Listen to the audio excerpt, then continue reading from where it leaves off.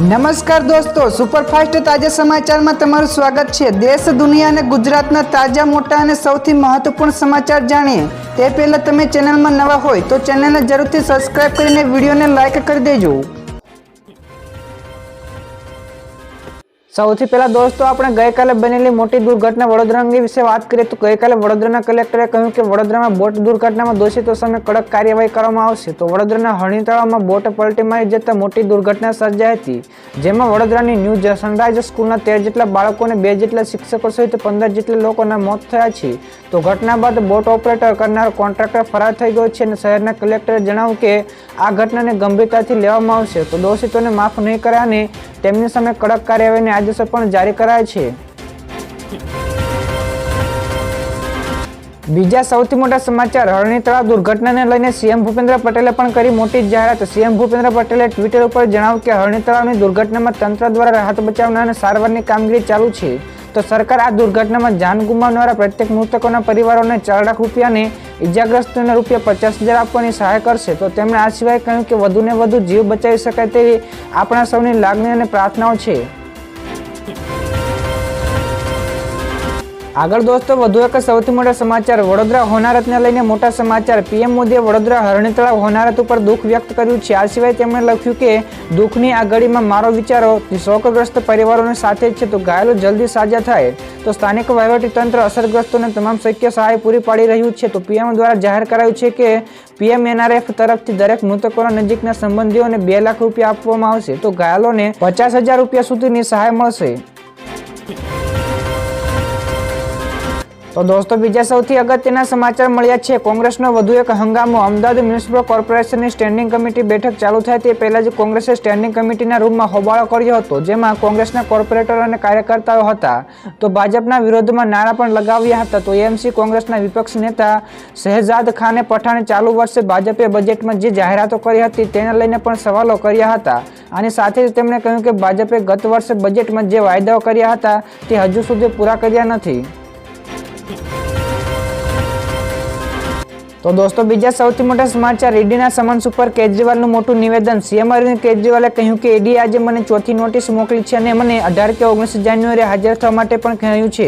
તો આ 4 નોટિસ ગેરકાયદેસર અને અમાન્ય છે। તો આ નોટિસો માત્ર રાજકીય બદલો લેવા સિવાય કંઈ નથી। તો આ સિવાય તેમણે કહ્યું કે મને લોકસભાની ચૂંટણીના 2 મહિના પહેલા જ કેમ બોલાવવામાં આવ્યો? તો ઈડીના સંચાલન ભાજપ સરકાર દ્વારા થઈ રહ્યું છે। આ સિવાય તેમનો એકમાત્ર ઈરાદો મારી ધરપકડ કરવાનો છે, જેથી હું ચૂંટણીનો પ્રચાર ન કરી શકું। બીજા સૌથી અગત્યના સમાચાર, રાજ્યના અનેક શહેરોમાં 13 થી 15 ડિગ્રીથી ઓછું તાપમાન નોંધાયું। હાલ રાજ્યમાં કાતિલ ઠંડીનું પ્રમાણ વધી રહ્યું છે, ત્યારે રાજ્યના મોટાભાગના શહેરોમાં 15 ડિગ્રીથી 13 ડિગ્રીથી ઓછું તાપમાન નોંધાઈ રહ્યું છે, જ્યારે રાજ્યમાં સૌથી વધુ ઠંડી કચ્છ જિલ્લાના નલિયામાં નોંધાય છે। તો દોસ્તો તમારા વિસ્તારમાં પણ ઠંડીનું પ્રમાણ કેટલું છે ફટાફટ કોમેન્ટ કરીને નીચે અમને જણાવજો।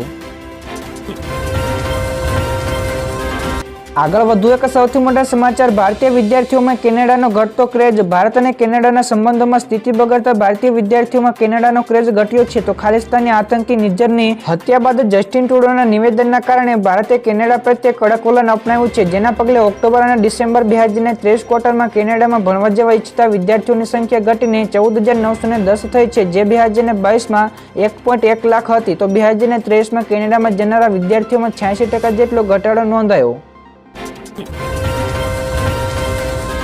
તો દોસ્તો બીજા મહત્વપૂર્ણ સમાચાર, ગૂગલ પે વપરાશકર્તાઓ માટે સારા સમાચાર। Google India digital services international payments limited સાથે એક MOU કરાર કર્યો છે। આથી વિદેશમાં મુસાફરી કરતી વખતે ગૂગલ પે સેવાનો ઉપયોગ સરળતાથી કરી શકાય છે। ગૂગલ પે અનુસાર તેના માટે રોકડ રાખવાની જરૂર રહેશે નહીં, પરંતુ આંતરરાષ્ટ્રીય પેમેન્ટ્સ ગેટવેની જરૂરિયાતોને દૂર કરશે। તો આ ઉપરાંત કંપનીએ જાહેરાત કરી છે કે ગૂગલ પે દ્વારા વિદેશથી નાણાં ટ્રાન્સફર કરવાનું પણ સરળ બનશે। ત્યાર પછીના બીજા સૌથી મોટા સમાચાર મળ્યા છે, દેશના 2 રાજ્યોમાં ભૂકંપના ઝટકા અનુભવાયા। દેશના 2 રાજ્યોમાં વહેલી સવારે ભૂકંપના ઝટકા અનુભવાયા હતા। તો રાજસ્થાનના જયપુરમાં સવારે 7:30 વાગ્યાની આસપાસ ભૂકંપ આવ્યો હતો, જેની તીવ્રતા રિક્ટર સ્કેલ ઉપર 2.9ની માપવામાં આવી હતી। તો તેની ઊંડાઈ જમીનથી 11 કિલોમીટર નીચે હતી। તો આ સિવાય ઉત્તરાખંડના ઉત્તરકાશીમાં પણ ભૂકંપ આવ્યો હતો। તો અહીં સવારે 8:30 વાગ્યાની આસપાસ 2.8ની તીવ્રતાનો ભૂકંપ આવ્યો હતો। તો સવારે 9:30 વાગ્યે 2.7ની તીવ્રતાનો પણ બીજો ભૂકંપનો આંચકો અનુભવાયો હતો। ત્યારબાદના દોસ્તો બીજા સૌથી અગત્યના સમાચાર એએમસી સંચાલિત શાળાઓમાં યુપીએસસી અને જીપીએસસીની તૈયારી કરવામાં આવશે. તો અમદાવાદ મ્યુનિસિપલ કોર્પોરેશન એટલે કે એએમસી હસ્તક આવતી શાળાઓમાં વિદ્યાર્થીઓને યુપીએસસી અને જીપીએસસીની તૈયારીઓ કરાવવામાં આવશે. તો એએમસીના નાણાકીય વર્ષ 2024 અને 25નું 1094 કરોડનું અંદાજપત્ર નગર પ્રાથમિક શિક્ષણ સમિતિના શાસનાધિકારી લગધીર દેસાઈ દ્વારા રજૂ કરાયું હતું, જેમાં બાળકોના વિકાસ માટે આ મહત્વપૂર્ણ નિર્ણય કરવામાં આવ્યો છે. તો દોસ્તો શું રાજ્યની દરેક શાળામાં આવો નિર્ણય લેવો જોઈએ? ફટાફટ કોમેન્ટમાં જણાવજો. તો દોસ્તો આગળના બીજા સમાચાર વિશે ઝડપથી આપણે વાત કરીએ તો આયુષ્યમાન ભારત કાર્ડની મર્યાદા વધીને 10 લાખ થશે. કેન્દ્ર સરકાર ચૂંટણી પહેલા ભારત આયુષ્યમાન ભારત સ્વાસ્થ્ય વીમા યોજના હેઠળ વીમા કવર 5 લાખથી વધારીને 10 લાખ રૂપિયા કરવાની તૈયારી કરી રહી છે. તો આયુષ્યમાન ભારત હેલ્થ સ્કીમ હેઠળ વીમા કવચને 10 લાખ કરવાની દરખાસ્તને કેન્દ્ર સરકારે આખરી ઓપ આપશે, જેથી કેન્સર અને ટ્રાન્સપ્લાન્ટ જેવી ગંભીર બીમારીઓને આવરી લેવામાં આવશે. તો આ અંગેની જાહેરાત 1 ફેબ્રુઆરીના રોજ વચગાળાના બજેટમાં કરવામાં આવે તેવી શક્યતાઓ છે.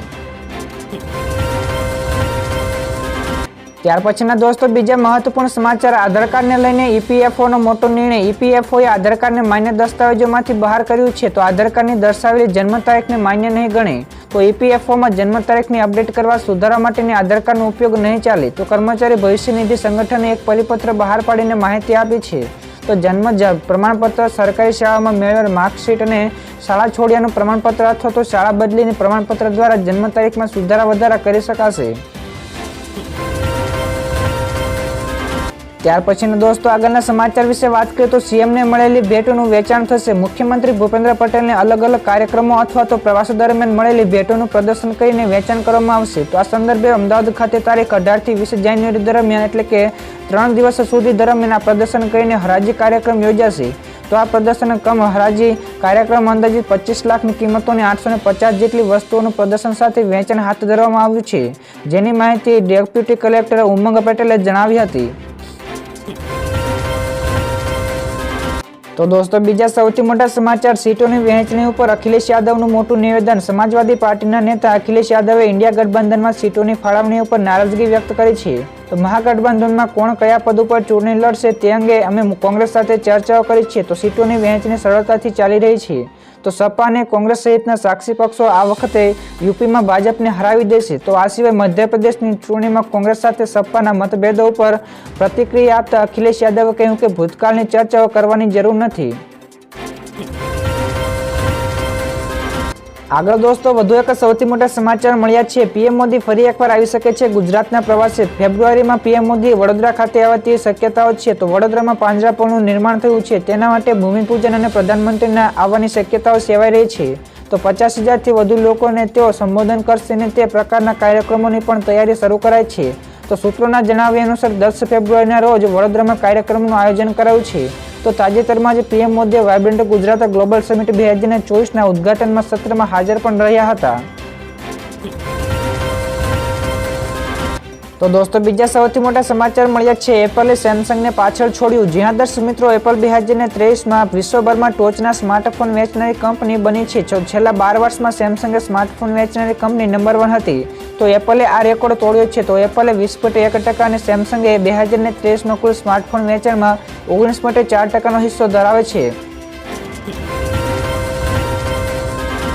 બીજા સૌથી મોટા સમાચાર. સીએમ ભૂપેન્દ્ર પટેલે આ નગરપાલિકાઓને આપી મોટી ભેટ. સીએમ ભૂપેન્દ્ર પટેલે રાજ્યની અમુક નગરપાલિકાઓના હિતમાં એક નિર્ણય લીધો છે, જેમાં તેમણે કલોલ, સુરેન્દ્રનગર, દુધરેજ, પાટણ, વિરમગામ અને જસદણ નગરપાલિકાને ખાનગી સોસાયટી જનભાગીદારી યોજના અંતર્ગત કુલ 10.77 કરોડ રૂપિયા ફાળવવાની સૈદ્ધાંતિક મંજૂરી આપી છે. ત્યારે આ યોજના હેઠળ ખાનગી સોસાયટીઓમાં રસ્તાઓ, પેવર બ્લોકો, પાણીની લાઈનો, ગટર લાઈન, રેઇન વોટર હાર્વેસ્ટર જેવા કામો થશે.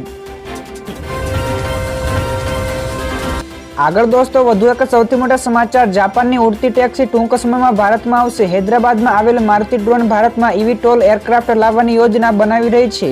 તો આ માટે જાપાનની કંપનીએ સ્કાયડ્રાઈવ સાથે કરાર પણ કર્યો છે. તો બેટરી ચાલતા એરક્રાફ્ટને એર ટેક્સી અથવા તો ફ્લાઇંગ ટેક્સી પણ કહેવામાં આવે છે. તેનો ઉપયોગ ટૂંકા અંતરની મુસાફરી માટે થાય છે. તો કંપનીનું કહેવું છે કે તેનાથી હવાઈ પરિવહનમાં ક્રાંતિકારી બદલાવ આવશે. ત્યારબાદ દોસ્તો બીજા સૌથી મોટા સમાચાર. રાજ્યમાં વધુ એક ભરતી કૌભાંડ સામે આવ્યું છે. રાજ્યમાં યોજાતી સ્પર્ધાત્મક પરીક્ષાઓમાં થતા કૌભાંડ સામે લાવનારા યુવા નેતા યુવરાજસિંહે ફરી એકવાર મોટો ઘટસ્ફોટ કર્યો છે. તો ગત 5 ડિસેમ્બરના રોજ સંસ્કૃત યુનિવર્સિટી સોમનાથ ખાતે રિસર્ચ આસિસ્ટન્ટની પરીક્ષા લેવામાં આવી હતી, જેમાં કૌભાંડ થયાના પુરાવા યુવરાજસિંહે રજૂ કર્યા છે. આ સિવાય તેમણે જણાવ્યું કે આ પોસ્ટ માટે ઉમેદવાર પહેલાથી જ નક્કી કરવામાં આવ્યો હતો, જેથી આ ભરતી રદ કરીને ઘટનાની તપાસ કરાય તેવી યુવરાજસિંહે માંગ કરી છે.